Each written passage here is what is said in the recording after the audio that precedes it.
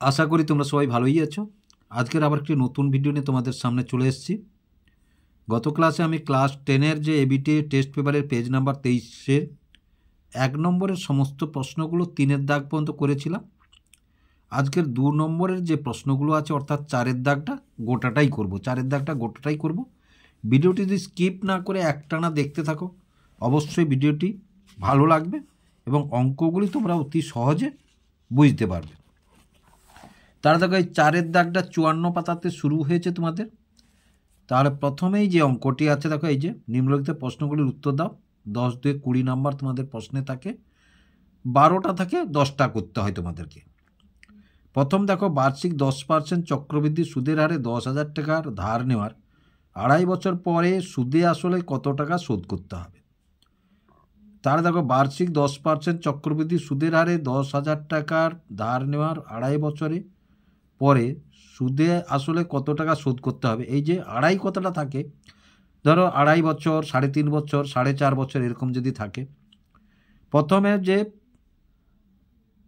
অখণ্ড সংখ্যাটি আছে ধরো 2 বছরের বের করে নেবে, অথবা 3.5 থাকলে 3 বছরে বের করে নেবে, অথবা 4.5 বছরে থাকলে 4 বছরে বের করে নেবে।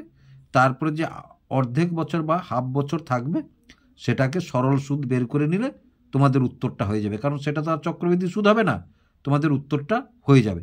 তাহলে প্রথমে এখানে আমরা 2 বছরের বের করব, তারপরে 6 মাসের বা হাফ বছরের সরল সুদ বের করে নেব আমরা। তাহলে দেখো 4-এর দাগের 1। তাহলে এখানে প্রথমে দেখো পি সমান কত বলেছে, পি সমান 10,000, পি সমান 10,000। আর সমান কত বলেছে না, দেখো আর সমান বলেছে 10। তাহলে আমরা চক্রবৃদ্ধি সুদে কি জানি, তাহলে P into 1 plus r by 100 whole to the power n. আর এন সমান এখানে কত বলেছে, 2.1 বছর। তাহলে প্রথমে আমরা 2 বছর করব, প্রথমে 2 বছর, এন সমান 2 বছর ধরব। তাহলে পি মানে 10,000, 1 প্লাস আর মানে কত 10 বাই 100 হোল টু দি পাওয়ার 2।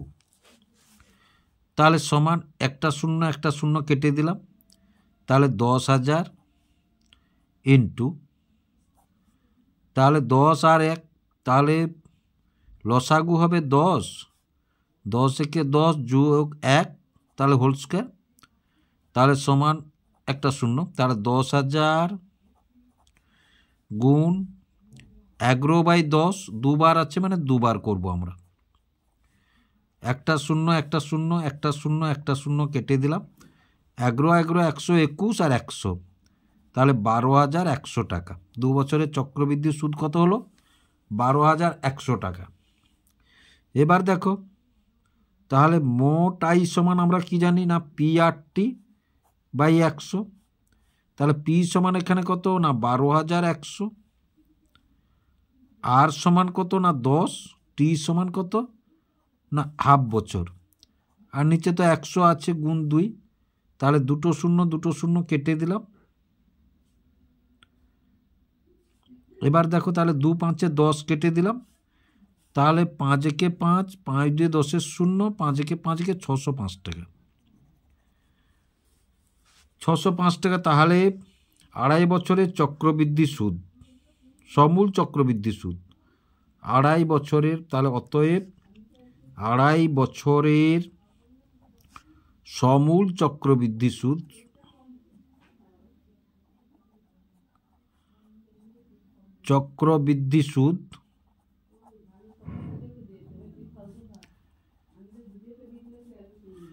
তাহলে 12,100 যোগ 605 সমান 12,705 টাকা।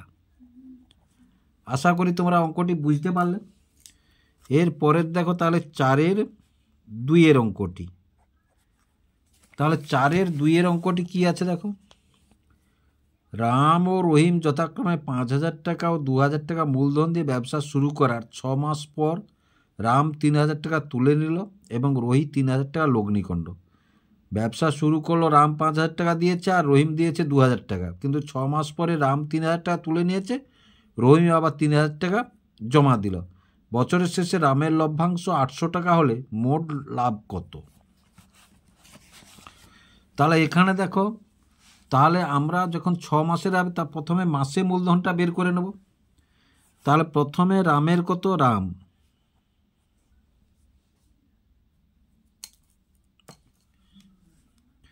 তাহলে দেখো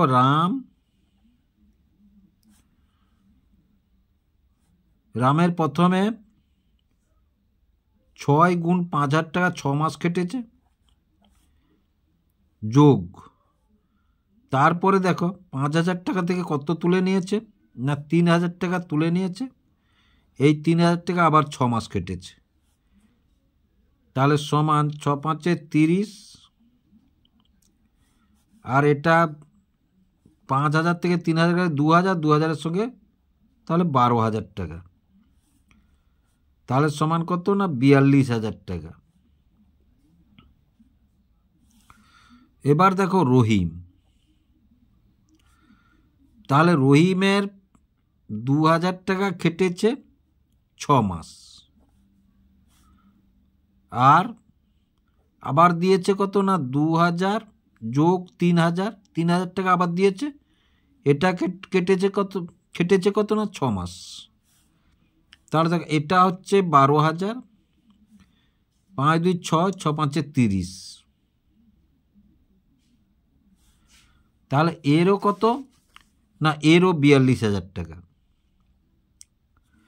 তাহলে দেখো দুজনের মূলধনের অনুপাত 42,000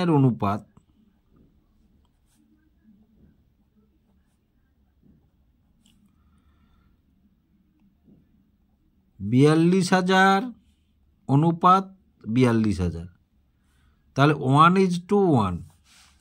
এবার একজনের, তাহলে মোট একজনের 800 টাকা, একজনের 800 টাকা, তাহলে মোট কত না 800, আর এই 2 গুণ 2 সমান কত 1,600 টাকা।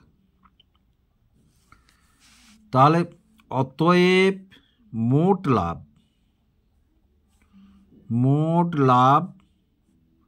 1,600 টাকা, মোট লাভ 1,600 টাকা।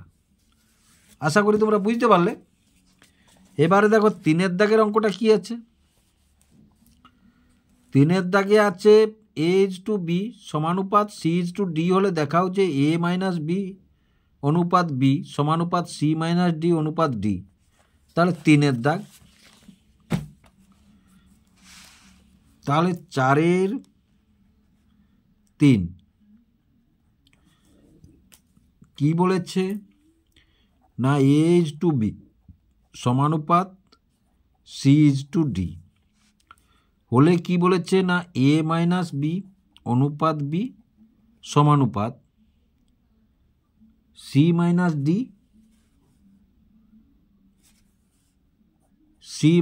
D অনুপাত D। তাহলে দেখো আমরা লিখতে পারি, এখান থেকে কি লিখতে পারি না A/B সমান C/D, এটা লিখতে পারি।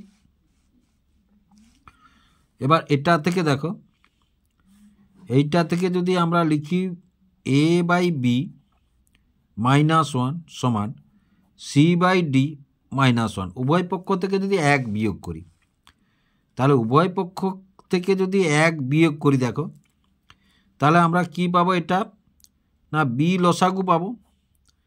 তাহলে বিকে B দিয়ে ভাগ করলে A থাকলো, আর এখানে কিচ্ছু নেই মানে 1 আছে, তাহলে -B সমান এটা অনুরূপভাবে D লসাগু। তাহলে D যদি লসাগু হয় তাহলে দেখো C - D। তাহলে এবার দেখো, তাহলে A - B যেহেতু বাই ইজ টু B আর সমান মানে সমানুপাত C - D is to D। এটাই তো চেয়েছে, দেখো অন্যরকম পদ্ধতি আছে, কিন্তু এটা সব থেকে, এই অঙ্কটার এটা সব থেকে সোজা পদ্ধতি, এইটা। এবার দেখো তারপর 4-এর দাগের অঙ্কটা দেখো। যদি A cube plus B cube সমান B cube minus 3abc by A cube হয়, দেখাও যে A X square minus B X plus C equal to 0, যেখানে এ সমান 0 নয়। দ্বিঘাত সমীকরণটির বীজদ্বয় আলফা ও বিটা। দ্বিঘাত সমীকরণটির বীজদ্বয় আলফা ও বিটা। তাহলে এবার দেখো এই যে অঙ্কটি আছে, তাহলে 4-এর দাগের 4, 4-এর দাগের 4। তাহলে সমীকরণটা কি বলেছে? প্রথমে কি বলেছে না, alpha cube plus beta cube সমান B cube minus 3abc by A cube হলো। এবার কি বলেছে না, A X square minus B X plus C equal to 0। এবার দেখো সমীকরণের যদি দুটি বীজ, সমীকরণের বীজ দুটি কি বলেছে? সমীকরণের বীজ দুটি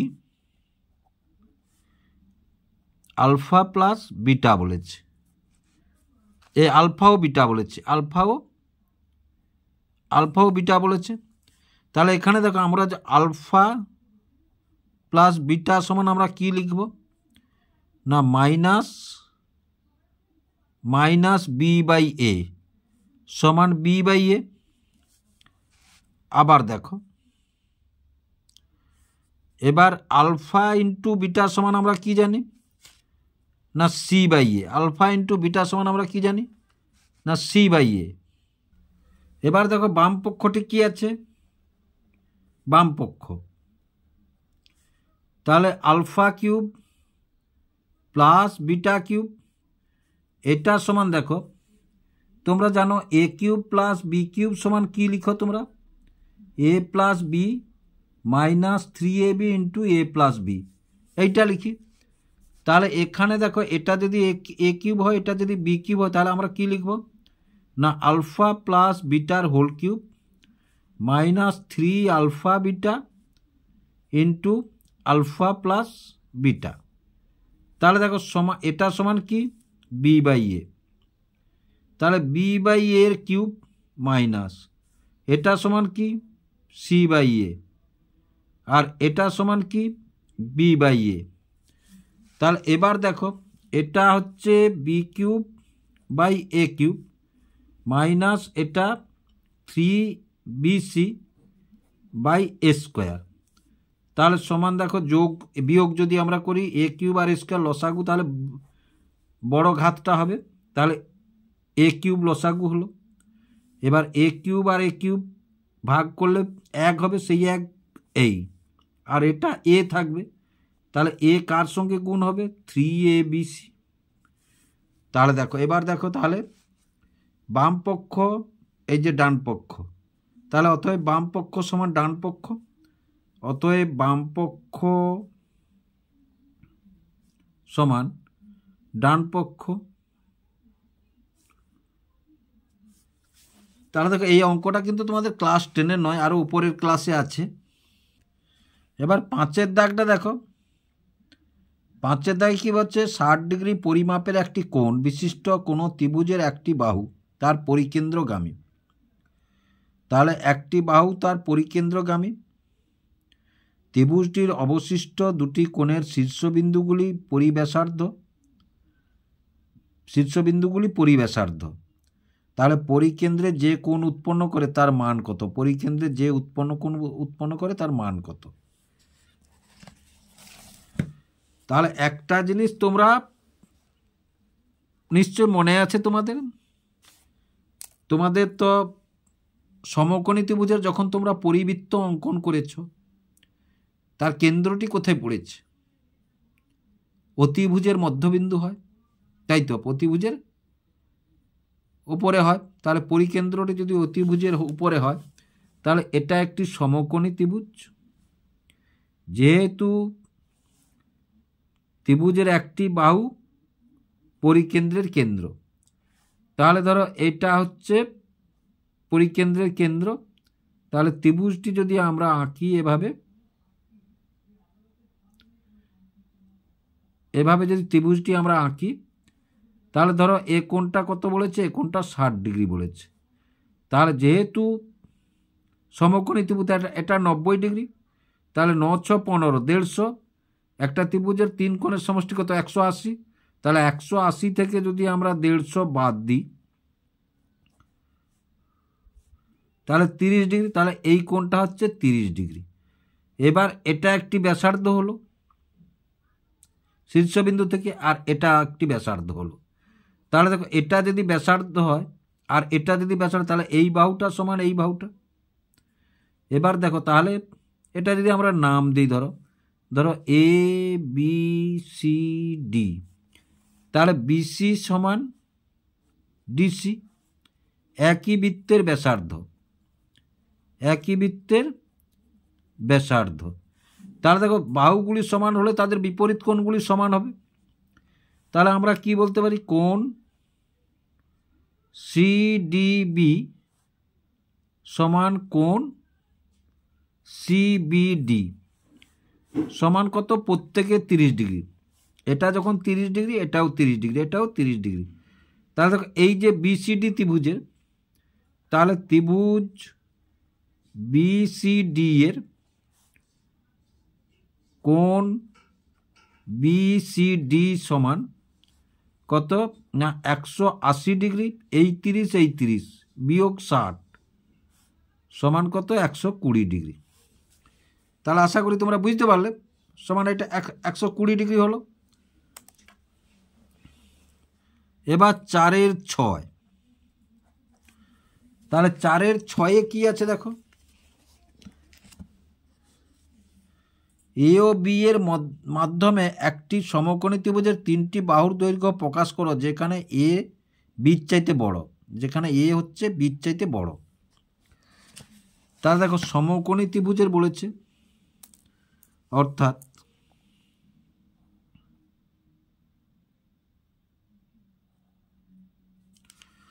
সমকোণী ত্রিভুজ, তাহলে সমকোণী ত্রিভুজ এটার নাম ধরো এ বি সি,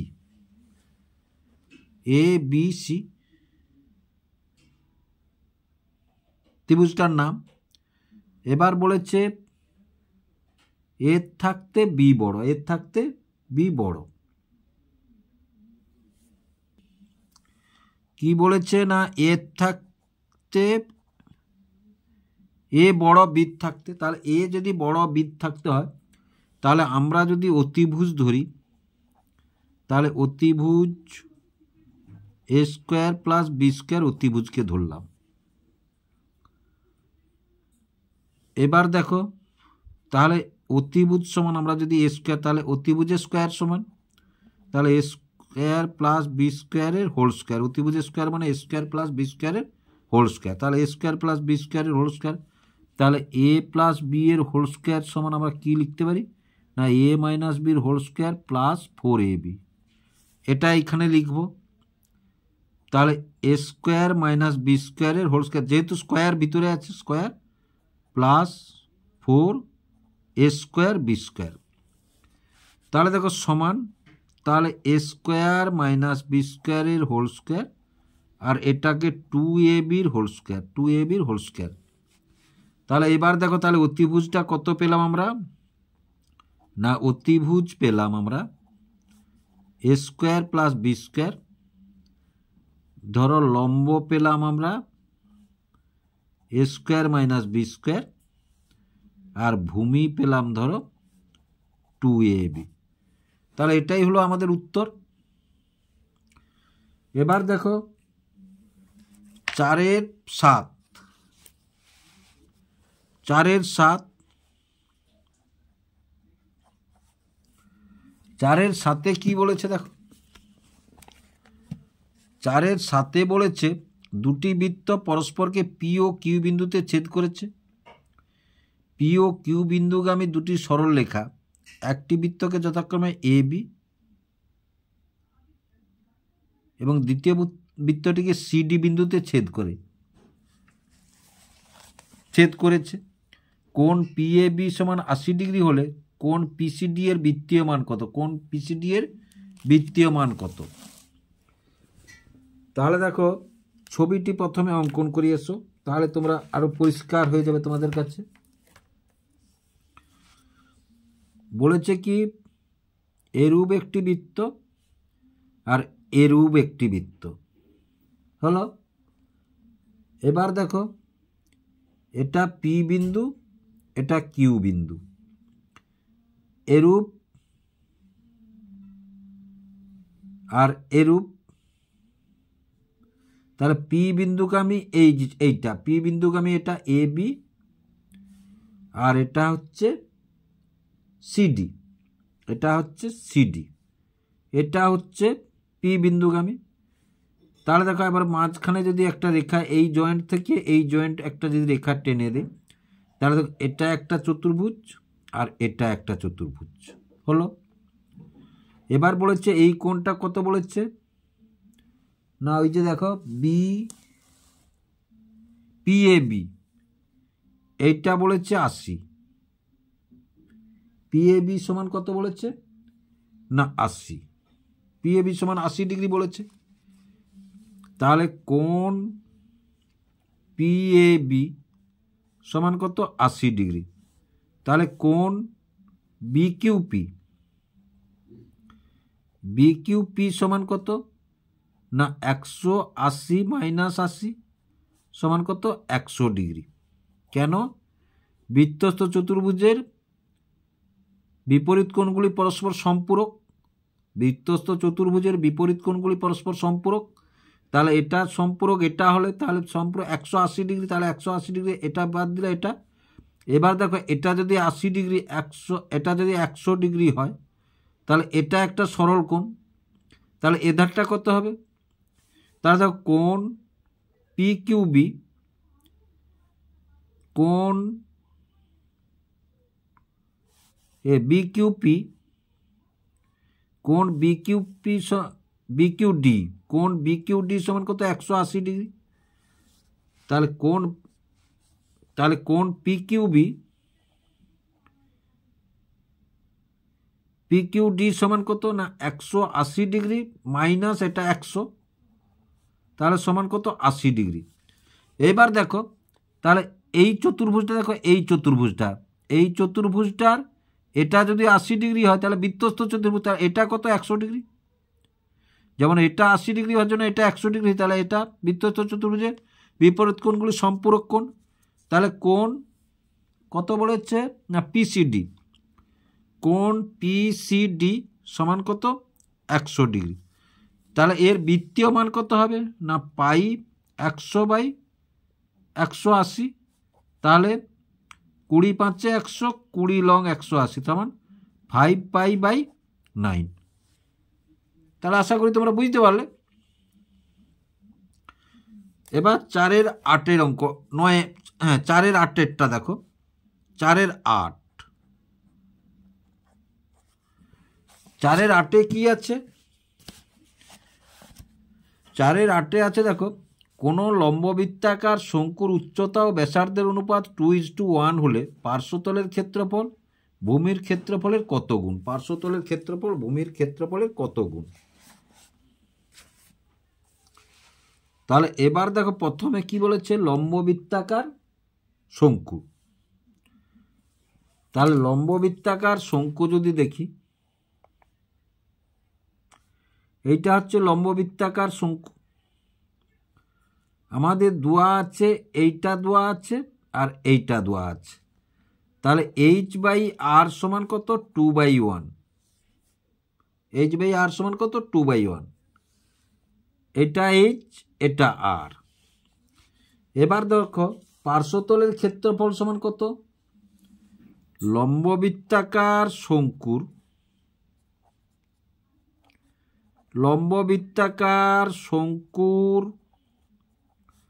পার্শ্বতলের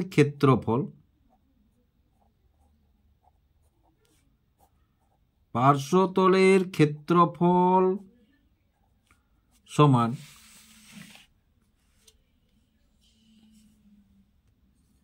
πr/l। তারপরে কি বলেছে না ভূমির ক্ষেত্রফল। তাহলে লম্ববৃত্তাকার শঙ্কুর ভূমির ক্ষেত্রফল সমান কত পাই আর স্কোয়ার, পাই আর স্কোয়ার। আমাদের এল নেই এখানে, এল বের করতে হবে। এবার দেখো এল সমান আমরা কি জানি না √h² প্লাস আর স্কোয়ার। তাহলে এইচ মানে কত পেয়েছি আমরা, অনুপাতটা 2 যখন 2 ধরে নিচ্ছি তাহলে 2² প্লাস 1², তাহলে সমান √4 যোগ 1 সমান √5, এল সমান √5। তাহলে এটা দেখো, তাহলে পাই, এটাকে যদি সমান করি আমরা, পাই আর এল সমান পাই আর স্কোয়ার যদি করি আমরা,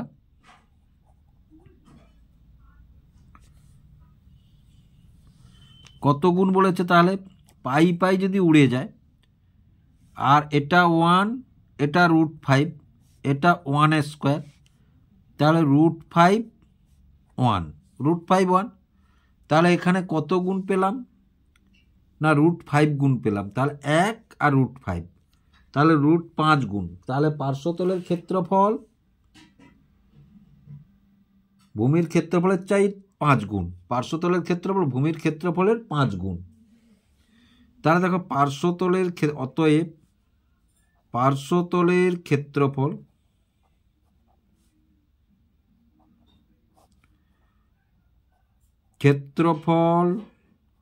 ভূমির ক্ষেত্রফলের 5 গুণ, ভূমির ক্ষেত্রফলের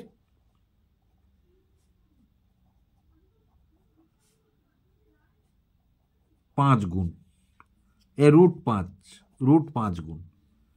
তাহলে আশা করি তোমরা বুঝতে পারলে। এবারে দেখো, এবারে হচ্ছে 4-এর 9। 4-এর 9-এ কি আছে, একই উচ্চতা বিশিষ্ট একই আয়তঘনাকার ও একটি ঘনকাকার বাক্সের মধ্যে আয়তঘনকাকার বাক্সটির দৈর্ঘ্য প্রস্থ যথাক্রমে উচ্চতার 7 গুণ ও 3 গুণ, তাহলে সবচেয়ে বেশি কয়টি ঘনকাকার বক্স আয়তঘনকার বক্সে রাখা যাবে। প্রথমে দেখো 4-এর এটা 9, তাহলে 4-এর 9। এবার দেখো দুজনের উচ্চতা কিন্তু এক, আয়তঘন মানে বুঝতে পারছো তো, ধরো দেশালাই বাক্স আয়তঘন, আর লুডুর ছক হচ্ছে ঘনক, লুডুর ছক হচ্ছে ঘনক, তাহলে তার দৈর্ঘ্য প্রস্থ উচ্চতা সবই সমান। তাহলে ধরি দুজনের উচ্চতা x একক, তাহলে আয়তঘনের দৈর্ঘ্য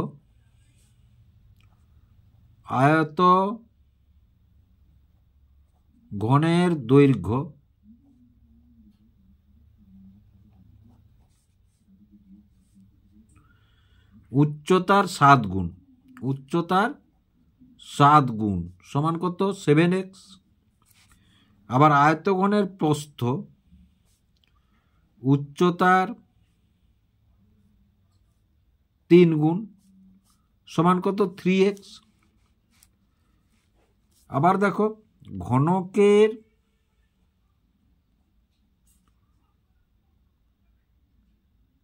আয়তন x গুণ x, আয়তঘনের আয়তন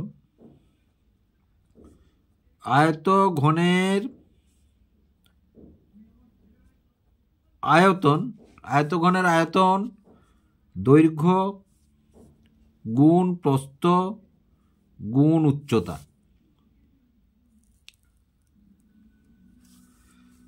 তাহলে এবার দেখো এটাকে যদি এটা দিয়ে ভাগ করি, তাহলে উত্তরটা পেয়ে যাব। তাহলে ঘনকের সংখ্যা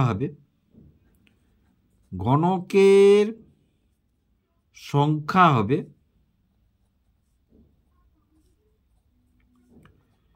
7x 3x x by x x x, এটা কাটলো, কত থাকলো, তাহলে 21টি। তাহলে এটাই হলো উত্তর। তাহলে আশা করি তোমরা বুঝতে পারলে। এবার দেখো 4-এর 10টা দেখো, 4-এর 10-এ কি বলেছে, a সমান b × sin θ plus cos θ, C সমান D into sine theta plus cos sine theta minus cos theta হলে এ ও সি এর থিটা বর্জিত সম্পর্কটি নির্ণয় করো। তাহলে এ ও সি এর থিটা বর্জিত সম্পর্কটি নির্ণয় করো। তাহলে কত দাগ না 4/10, 4/10।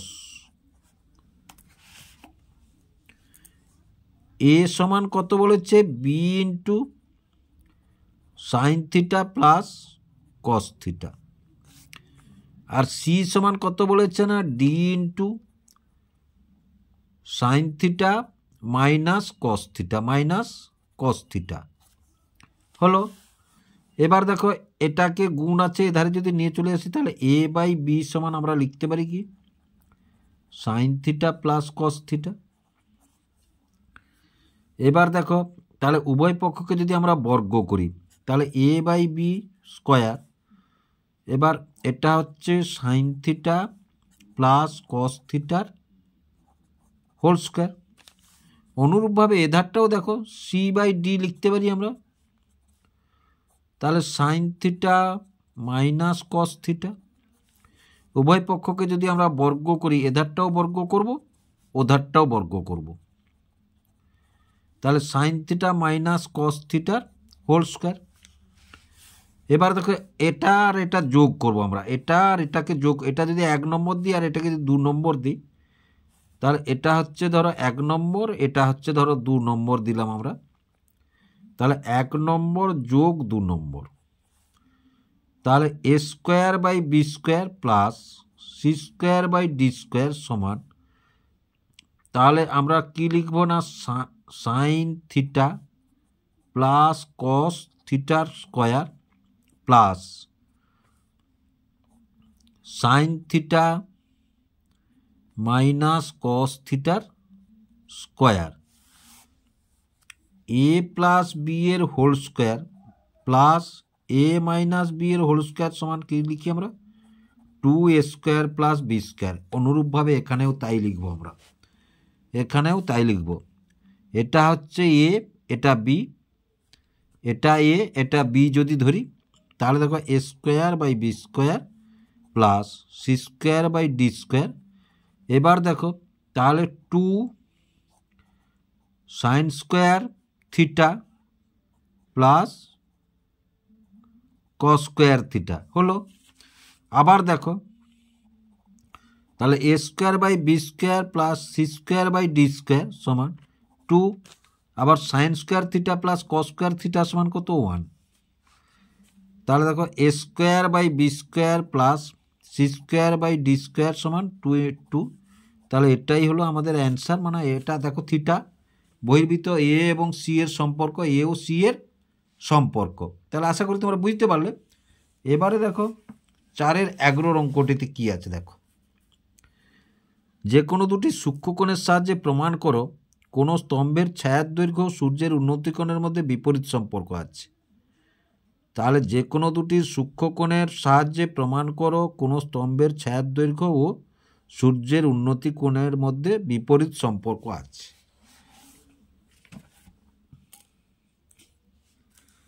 তাহলে দেখো এবার 4/11,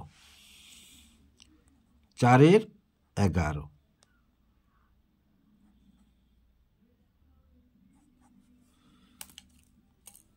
এবার দেখো ধরো এটি একটি খুঁটি,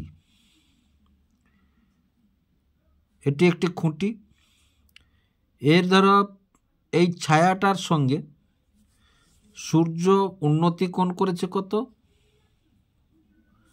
45 ডিগ্রি। কত ডিগ্রি, 45 ডিগ্রি। ধরো এই ছায়ার দৈর্ঘ্যটা আমরা ধরেছি কত না, ধরো এটা ধরো এক্স ধরেছি। আবার কিছু সময় পরে ছায়ার দৈর্ঘ্যটা যখন বড় হয়ে গেল, ছায়ার দৈর্ঘ্যটা যখন বড় হয়ে গেল, তখন এই খুঁটিটার সঙ্গে সূর্যের উন্নতি কোণ হলো 30 ডিগ্রি। কত ডিগ্রি, 30 ডিগ্রি। তখন ছায়াটার আবার ধরো এই ধারটা দৈর্ঘ্য হচ্ছে এক্স হলো। তাহলে এবার দেখো যখন কোণটা 45 ডিগ্রি হলো তখন ছায়ার দৈর্ঘ্যটা ছোট হলো, যখন কোণটা 30 ডিগ্রি হলো তখন ছায়ার দৈর্ঘ্যটা আবার আরও বেড়ে গেল, ছায়ার দৈর্ঘ্যটা আরও বেড়ে গেল। তাহলে কোণ ছোট, ছায়ার দৈর্ঘ্য ছোট, কোণ বড়, ছায়ার দৈর্ঘ্য বড়, কোণ বড়। তাহলে দেখো কোণ বড়, ছায়ার দৈর্ঘ্য ছোট, কোণ বড়, ছায়ার দৈর্ঘ্য ছোট, কোণ ছোট, ছায়ার দৈর্ঘ্য বড়, কোণ ছোট, ছায়ার দৈর্ঘ্য বড়। তাহলে বিপরীত সম্পর্ক প্রমাণ হলো এখানে। তাহলে কোণ বড়, ছায়ার দৈর্ঘ্য ছোট, কোণ ছোট, ছায়ার দৈর্ঘ্য বড়। তাহলে বিপরীত সম্পর্ক। তাহলে দেখো 45 ডিগ্রি কোণের ক্ষেত্রে, 45 ডিগ্রি কোণের ক্ষেত্রে ছায়ার দৈর্ঘ্য, কোণের ক্ষেত্রে ছায়ার দৈর্ঘ্য x একক। আবার দেখো 30 ডিগ্রি কোণের ক্ষেত্রে ছায়ার দৈর্ঘ্য x প্লাস y একক।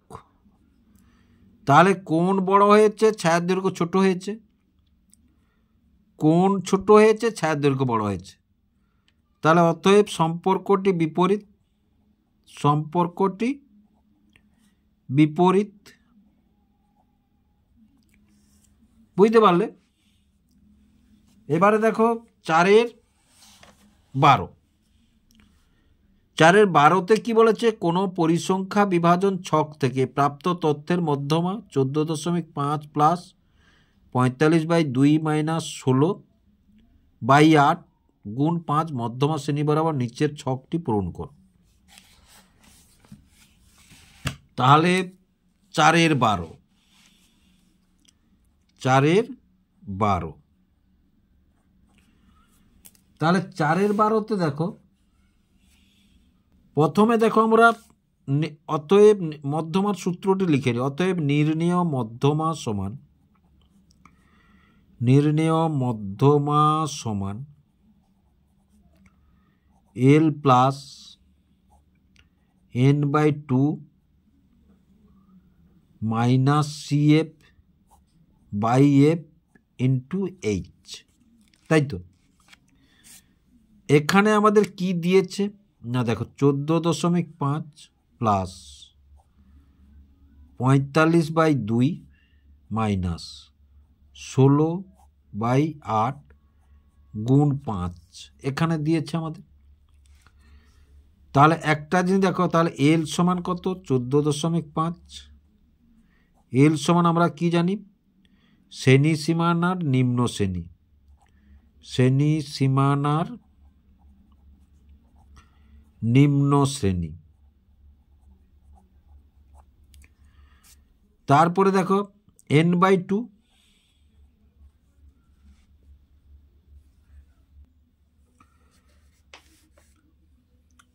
তাহলে দেখো n/2 পর্যবেক্ষণ সংখ্যার অর্ধেক, পর্যবেক্ষণ সংখ্যার অর্ধেক,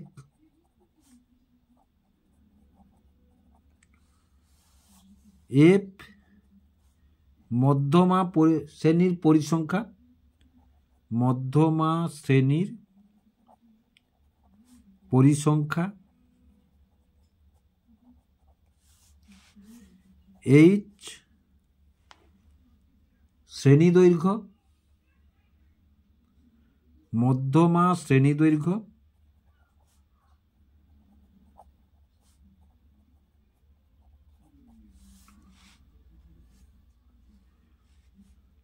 আর CF হচ্ছে মধ্যমা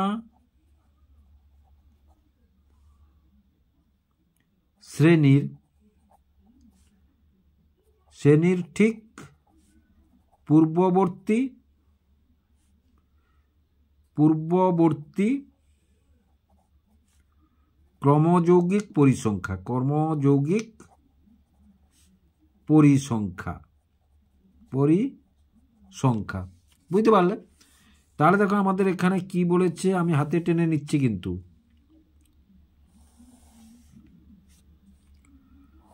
তিনটে ঘর বলেছে।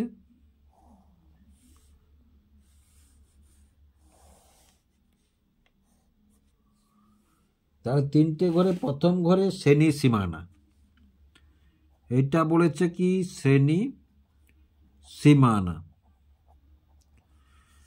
তাহলে দেখো শ্রেণী সীমানা, এটা কি শ্রেণী সীমানা নিম্ন শ্রেণী, না নিম্ন শ্রেণী 14.5, মধ্যমা শ্রেণী দৈর্ঘ্য যদি 5 হয় তাহলে এর সঙ্গে 5 যোগ হবে, ঊর্ধ্ব শ্রেণী হবে। 14.5-এর সঙ্গে 5 যোগ করলে কত হবে না 19.5 হয়ে গেল। এবার দেখো পরিসংখ্যা, তাহলে পরিসংখ্যা মধ্যমা শ্রেণীর পরিসংখ্যা, এক মানে মধ্যমা শ্রেণীর পরিসংখ্যা, তাহলে মধ্যমা শ্রেণীর পরিসংখ্যা কত 8 হলো। এবার দেখো ক্রমযৌগিক পরিসংখ্যা ক্ষুদ্রতর সূচক, তাহলে ক্রমযৌগিক